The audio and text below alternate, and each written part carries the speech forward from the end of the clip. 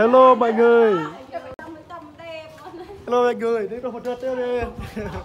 Đây là tay buôn Tây Doa rồi mọi người ơi. Đây này. Giờ mình sẽ đi quay nhà thờ của buôn Tây Doa này. Xem này, đẹp lắm luôn.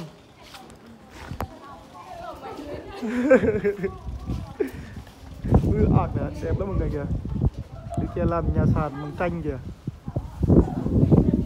Đây này là nhà thờ. Thế mình sẽ lên quay.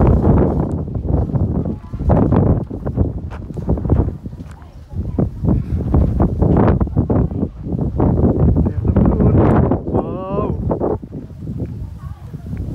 Quá đẹp luôn mọi người ạ. Này, đi vào đây. Như khu du lịch vậy đó. Cái hang đá này. Cái này. Đây gọi là thang ngày xưa này. Wow, cái này mắc thật đó. Đây quay cho mọi người xem đây, bên trong như thế này. Và bên kia có bầu kìa. Chai bầu.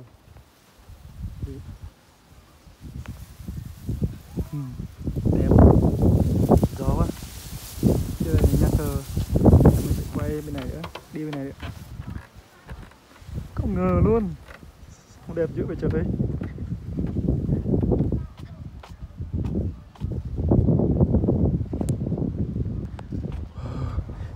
Tí mình sẽ vào nhà thờ, quanh trong nhà thờ nữa. Giờ mình sẽ đi bên này trước, quay bên này trước. Đây nữa này. Wow.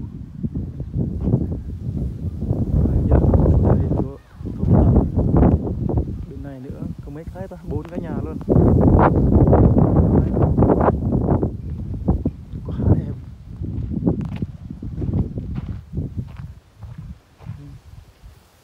Nhàm vậy. Nhà bằng tranh này, mái tranh này. Này làm giống như ngày xưa ấy. Nhà ngày xưa ấy. Đó, tí mình sẽ đứng chỗ kia chụp hình. Đẹp không mọi người? Đẹp không mọi người? Đó. Quá đẹp luôn, đây cây thông này. Đây cho trồng cả cây thông nữa. Qua nhà thờ. Đây là nhà thờ này.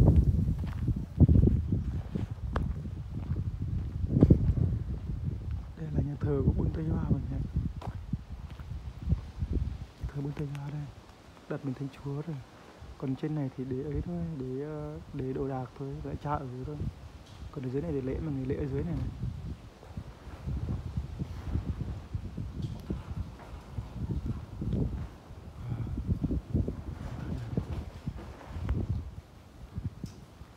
Cây cà phê, tiêu, vườn rộng, để tượng Chúa Giêsu này.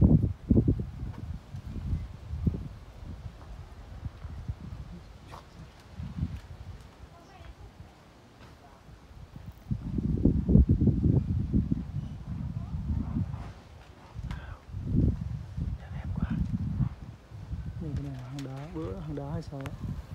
Wow. Wow, đẹp luôn. Bữa Giáng sinh bữa mình không lên.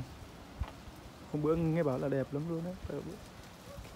Lúc đó là mình bận lắm rồi, không lên được, không đi được. Mình sẽ quay này thôi. Nấu ăn kìa.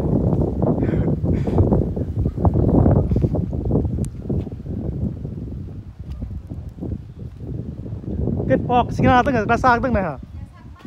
Mà dần đập được là đập được. Aduh ấy. Aduh tụi nó này. Aduh ấy sang này ra em rồi. Sao bình lại bình khách cái đi hôm nay hả? Bình nhân nguy.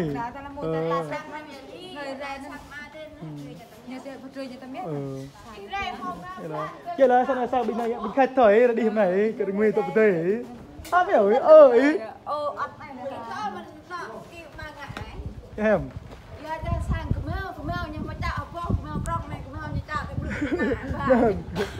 ya với cái khu du lịch mà khu du lịch tôi ám ai tưởng rằng sao là du lịch này là nhảy họ xoay nổn ấy cái tôi ngồi ôi nhìn ngợ nào ngoài cái đứa ấy tiệm bao sao đi cái đây ơi cái này đây đi vào đây bây giờ cái giờ đi vào đây cái từ đây em thôi cái này không ra cái tờ đi này áp cái đi vào này đi phòng ấy sạc nó để đi ơ cái gì sạc nó để đi cái cái bọc là tầng này bọc cái sao cái gì tầng sao mà đi à có thôi kia còn sân nhói bạ lên nó nè cái xịn cái nhông sao bên này tầng làm gì cà ôn cà mà cà ôn là lo bên này cà bên nôn ở sang cái kho thì em đi sân kho hay bên nhà sân kho thì cái rạp kho bên này bị ru lên nữa kho rạp rạp nằm thọ cái đấy cả ồ luộc năng ác mày tầm linh thọ thì nó vậy thọ làm kho thì nằm mò hả mình tầm linh lắm mày nằm thằng đã kia đã nhá chị ạ cái này lấy này cảnh hai tóc con này của bắp mà thợ này hả cái vườn rau nên sao được cái đàn có quay vườn rau cái đằng lia tốt cái năng cái sẽ cho tới nên là nó xử đây cái quay nó đều nên lóc ta tròn đấy ta tròn này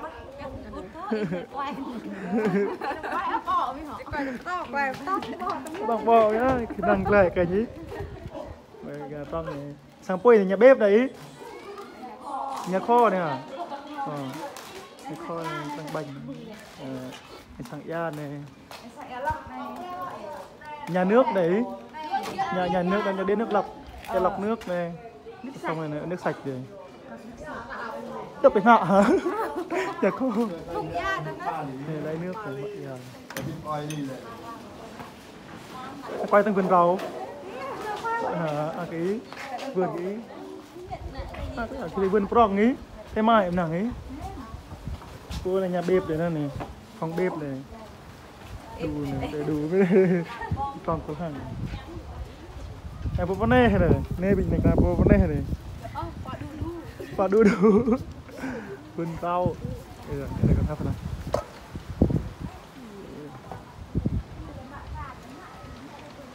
đọc cái vườn rau thì vườn rau gì đủ loại rau luôn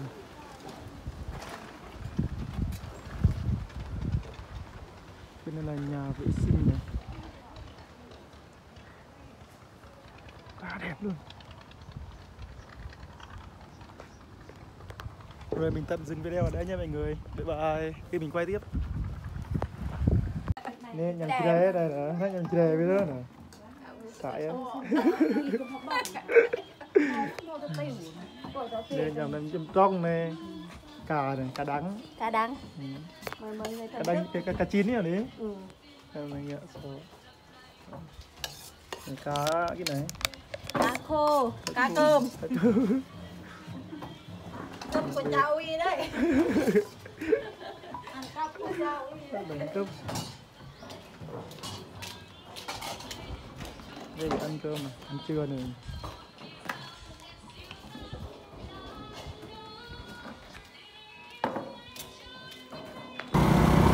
Hello mọi người.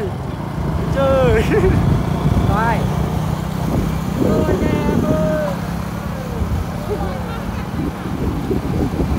Dạ. Đây à? Đi mà.